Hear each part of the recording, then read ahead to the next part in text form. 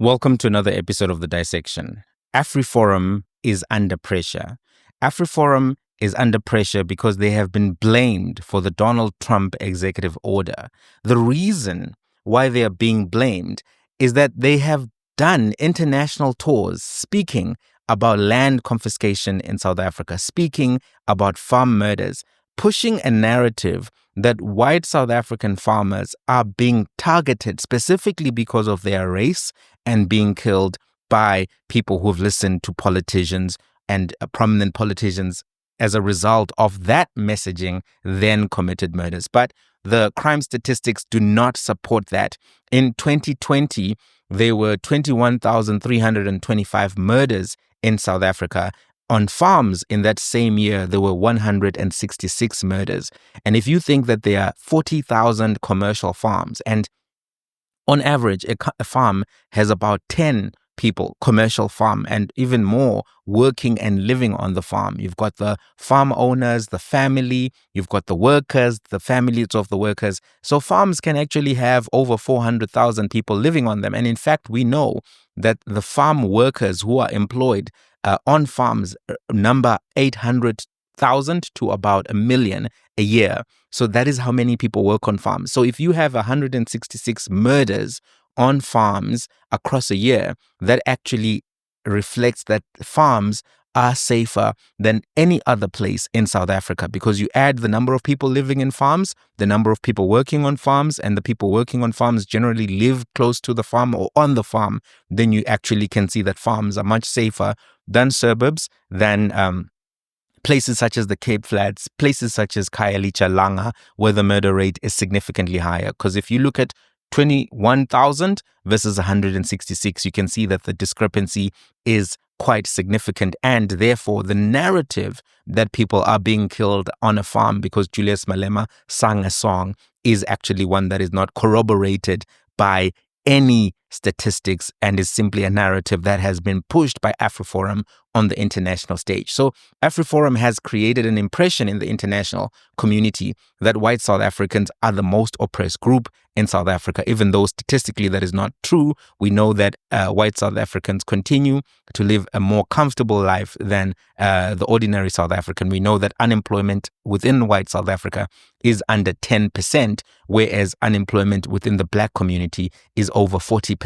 So there's a big discrepancy even there. The narrative that white people cannot get jobs, white people do not get opportunities in South Africa as a result of laws is simply not corroborated by the statistics that are coming out of South Africa. So they've been blamed because they went on these tours, but they are denying involvement. And they have said also that they do not want to be refugees in America. So they had a press conference late last week, and Kali Kriel, the leader of Afriforum, actually blamed Cyril Ramaphosa for everything that has happened. So here's a first clip where he was saying that he blames Ramaphosa. This is what he had to say. I want to start off by saying we blame President Cyril Ramaphosa, as well as senior ANC leaders, as well as some people in government, for what is happening now. This is indeed a crisis. We try to avert this crisis.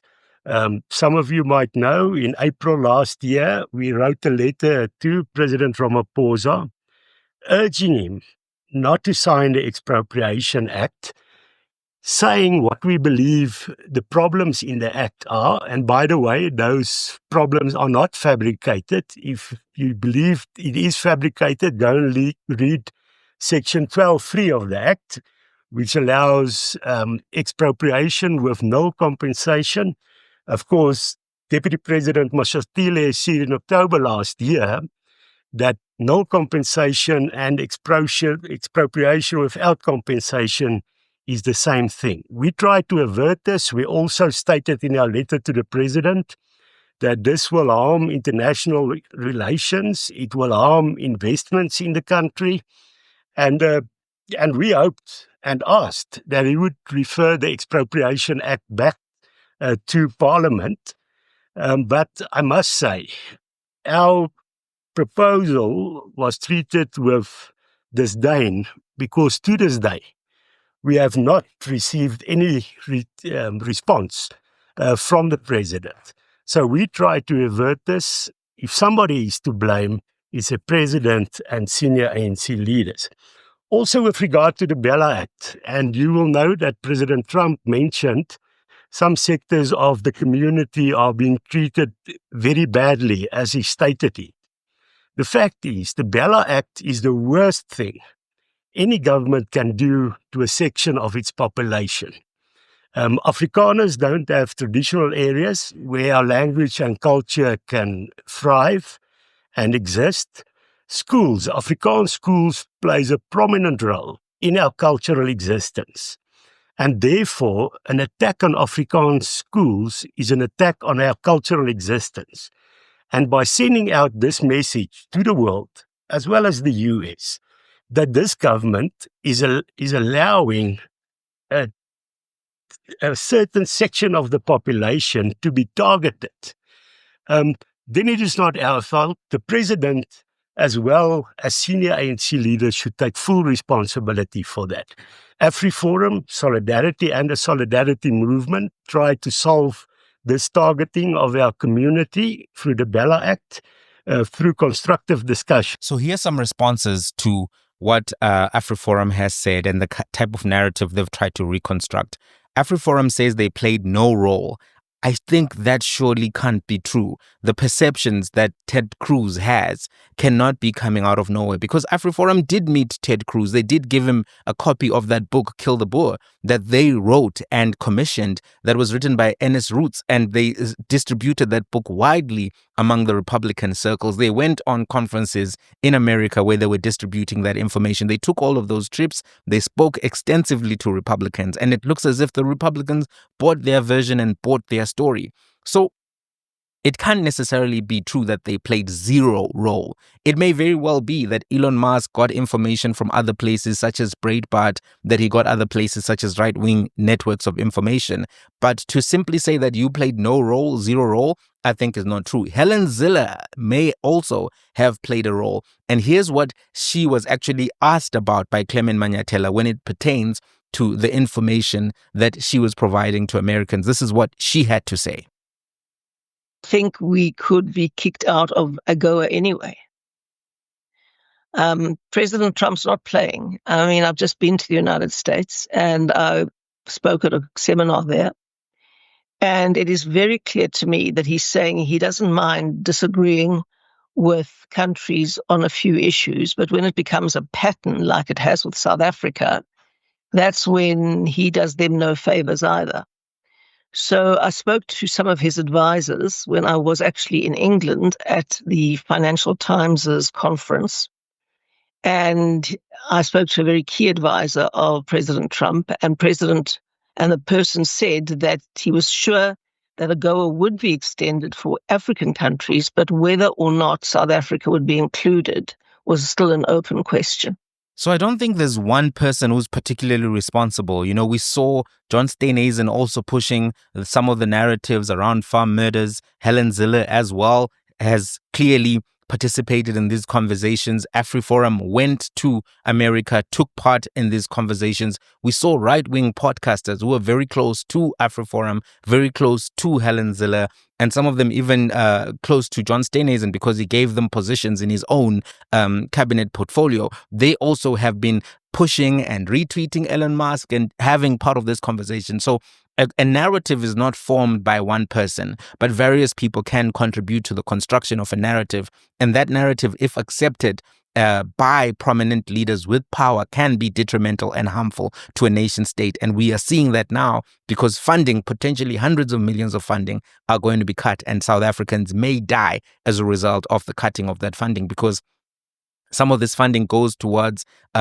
tuberculosis research. Some of it goes towards the dissemination of medicines. The cuts to PEPFAR, to USAID, are not zero consequence. Even if the South African government is acting as if, oh no, we can absorb the loss, we are just going to move on. That loss is an expensive loss. And we already know that budget is tight and money doesn't always reach where it's supposed to go. So any money that goes missing, that is directed at saving lives, that is directed at preventing the spread of diseases, is money that we have to be concerned about. Now, let's talk about something else that Forum said when they were speaking in the earlier clip.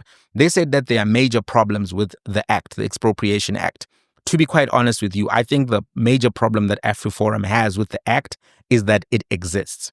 There seems to be no desire whatsoever from Afriforum for any land transfers in South Africa, any real robust conversation around land redistribution. They seem only to want to talk about land restitution, which focuses on giving direct people who were removed from particular areas of land, that land back, or compensation for the land that they lost in 1913. And typically that land restitution process has not, for instance, had interest added to it, the amounts of money people have been given. If you're dispossessed of a land that was worth R1 million, even back in the days, for over 100 years, surely the amount of money that you should get is not R1 million in 2025. Let's assume that we're talking about a restitution case. It should be multiples of that. So the land restitution process that has been carried out has been criticized by many in terms of not being a great process. But land restitution in and of itself does not deal with the broader issue of land redistribution, because the land ownership patterns in South Africa are such that, 80% of the land is controlled by under 10% of the population. And that is something that is not something that is sustainable. It's not something that is good for a country where you have so many people living in squatter camps, living in informal settlements, living in, basically very, very tight quarters in the townships, and who have aspirations of owning land, some of that being aspirations of farming. Farming is a highly skilled activity. Some people want to do it. Some people have had their families do it for generations, but they simply don't have the land to start pursuing that objective, but also the capital, because banks typically do not give money to people without collateral, and collateral is typically land. So that's a conversation that we need to be aware of. There are 123 million hectares of land in South Africa. There was a land audit report published in 2017. That land audit showed that there are 40,000 commercial farms in South Africa. It showed that 114 million hectares, or 94% of the land in South Africa, is registered at the deeds office. And it also showed us that the patterns of ownership were such that individuals, companies, and trusts own 90% of the land. Individuals own 37 million hectares, or 39%, followed by trusts at 29 million hectares, or 31%. Companies, 23 million hectares, or 25%. Community-based organizations only own 3.5%, 4% of the land, 3.5 million hectares. According to the land audit report, the same individuals own most of these companies' trusts and also community-based organizations. In other words, most of the land ownership is concentrated, and most South Africans cannot access ownership to farming land or residential land.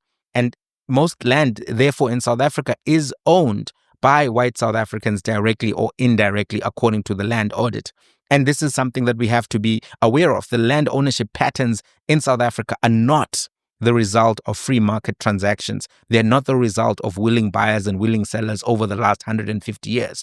They are, however, the result of laws being passed under colonialism and apartheid to remove land ownership from some groups of people, to restrict land ownership by some group of people, while allowing other people to participate in the purchasing and development of land. Critical to note is that those laws were passed at the time when Black South Africans were not allowed to vote. Therefore, they did not consent to these laws. Therefore, these are not just and democratic laws that can be upheld morally as something to say that all land that is currently owned in South Africa was ethically and legitimately owned. This is not what we can conclude. And we have to remember what those laws were. The Glen Grey Act of 1894, the Native Land Act of 1913, the Native Land Trust Act of 1936, the Group Areas Act of 1951. So all of these acts are acts that are not acts that you can just simply be dismissive of. Afriforum also spoke about the Bella Act, and they say that the Bella Act is persecution. But let's be very clear, the Bella Act is not persecution. The Bella Act is not, as Afriforum said, the worst thing. Yes, schools can teach language and culture. Yes, you can use schools as an instrument for preservation of culture. However, public schools do not belong to one group for the purposes of that one particular racial group advancing their culture, their history, to the exclusion of other people. We need to be cognizant of the fact that not everyone speaks Afrikaans. Most people speak English. So public schools should provide tuition in English And if also it's an Afrikaans school with an Afrikaans community in Afrikaans, which is what was proposed, was dual medium education in some of these former Model C schools, government schools, state-owned schools, which are publicly funded, which benefited from the fact that the Bantu Education Act created division of education in South Africa, educating some communities better than others. You go and read the Bantu Education Act of 1953 to get familiar with what the agenda was, and go and read what Verwoerd discussed. I made a specific episode about the Bella Act. You can find it on my YouTube channel. Sometimes if you're looking for a topic, just go to my YouTube channel, Mighty Jamie TV. This show is called The Dissection, but the channel is called Mighty Jamie TV. You'll be able to find videos on a variety of topics. One of the topics that I covered in depth was the Expropriation Act. But just to recap some of the stuff that was necessary for you to understand why the Bella Act exists in the way that it does right now. It relates to a school known as Ermelo High School, or Ho School in Afrikaans. My Afrikaans is bad, so I probably mispronounced that. What happened in Ermelo in about 2007 is that there was a challenge in Ermelo where many of the public schools in Ermelo were overcrowded. Some classrooms had 65 students in one classroom, according to the court judgments on this particular issue.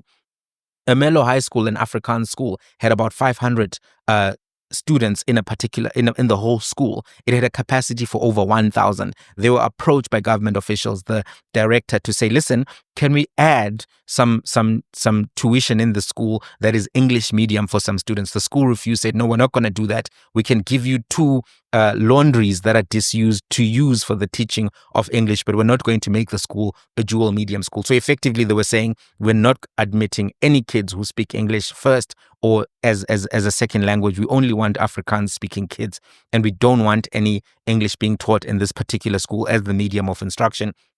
This is what precipitated the case, a situation where some people in Ermelo High School were refusing to include other children, refusing to accept that the South African dispensation now is one of inclusion, is one of togetherness. This is what precipitated all of the stuff that led to the Bella Act. And this is what precipitated there being an intention by government to clarify who has the final say in a school admissions policy, who should have that final responsibility, the school governing body or the director in the Department of Education. And the law now states that there are a variety of things that need to be considered, but the final word must be with the director of the department, not necessarily the SGB of the school, right, to allow for inclusion.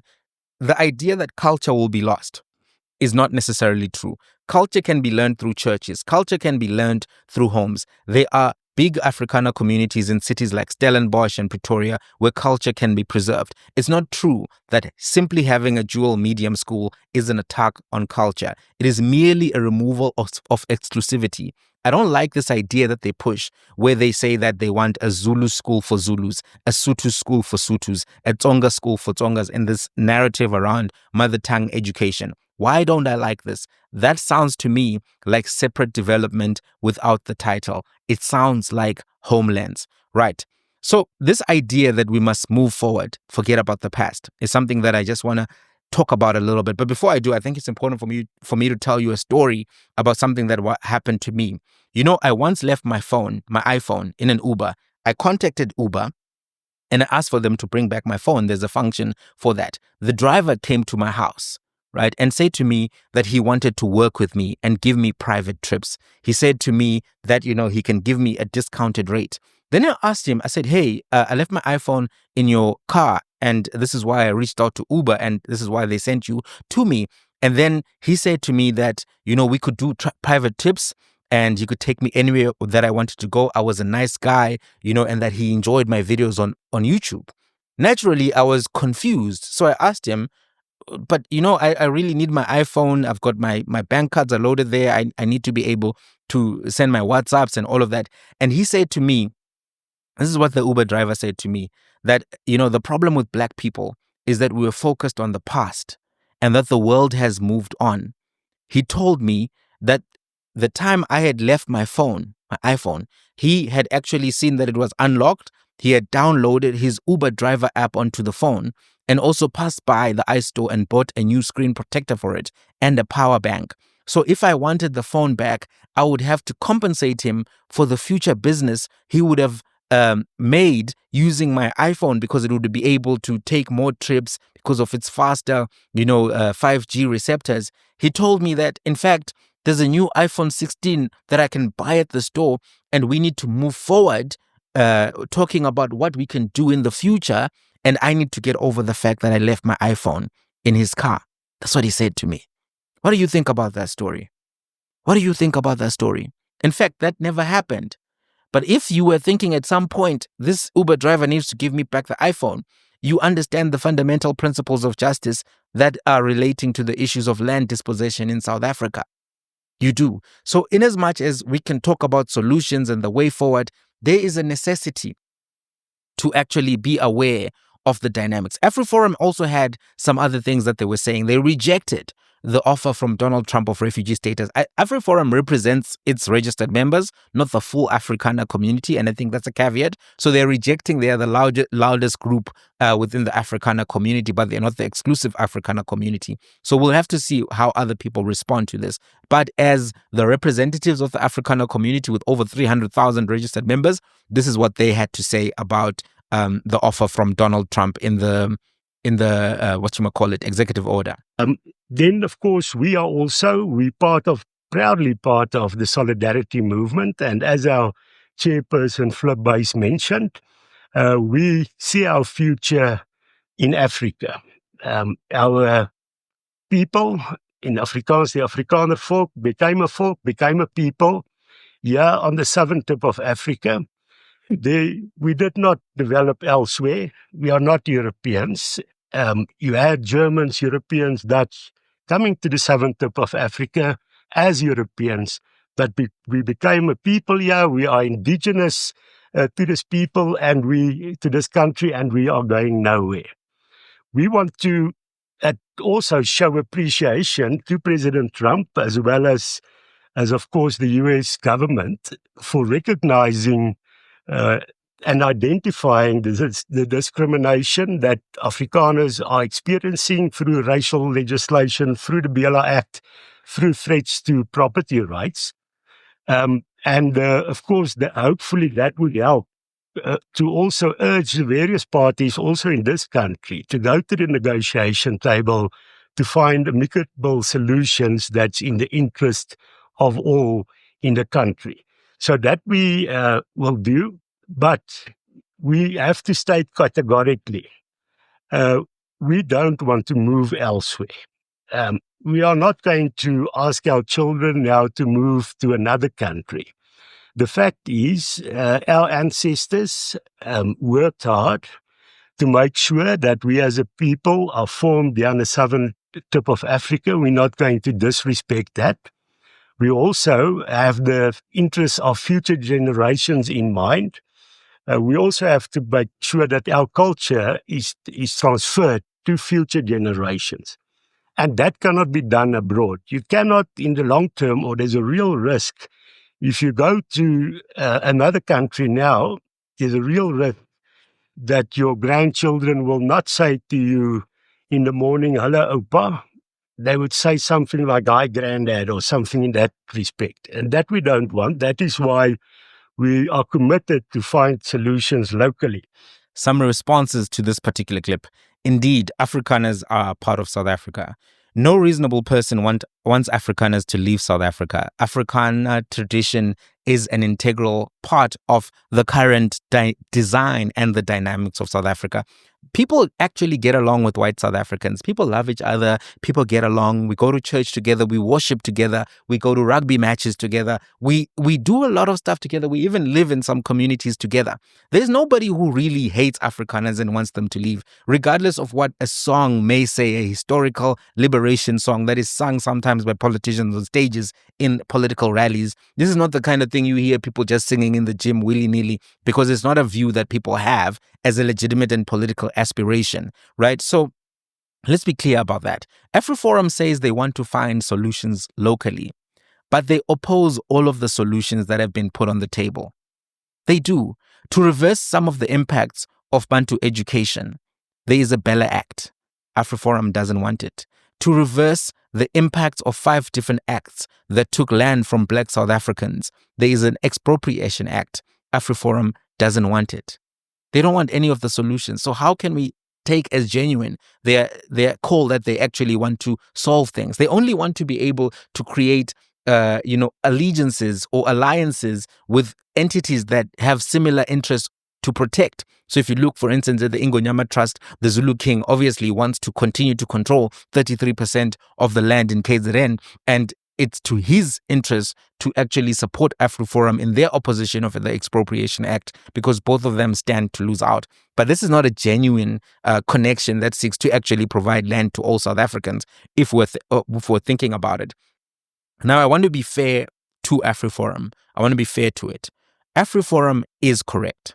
The ANC has largely failed to implement any policy that they've passed without contamination. And what do I mean by that? The ANC has implemented policies, affirmative action, BEE, in a way that many of the ANC politicians end up with more tenders and more wealth. And this has created the skepticism of policies that the ANC has rolled out. That much is true. The ANC are imperfect practitioners. It's very clear that President Cyril Ramaphosa is a billionaire. Patrice Motsepe is a billionaire.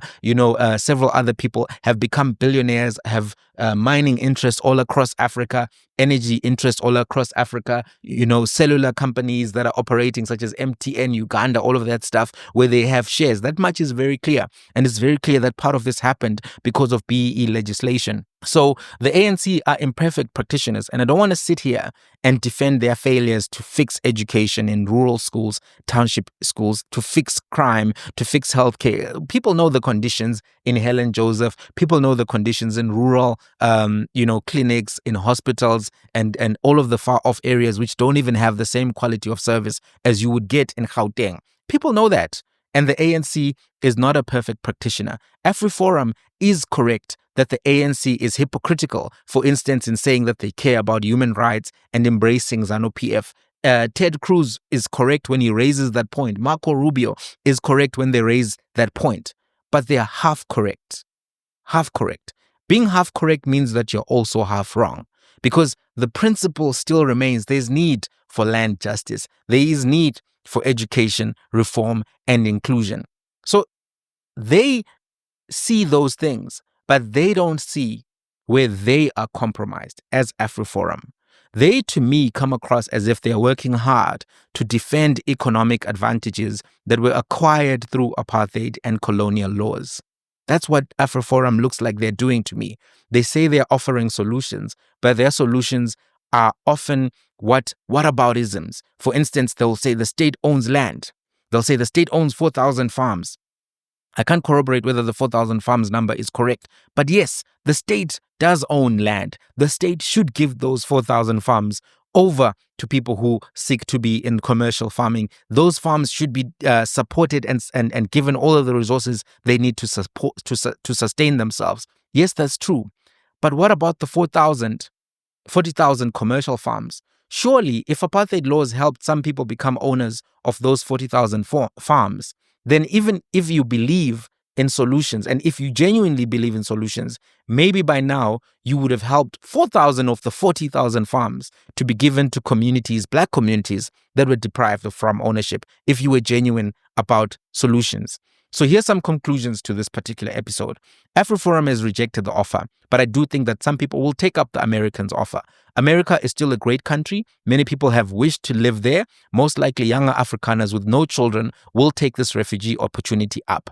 I do think that it's ironic that Afriforum made all of this noise for all of this time, and now that there's a door open for them by Donald Trump and Elon Musk, they're not interested in walking through it. I do think that Afriforum has to reflect on the impact of their global communications.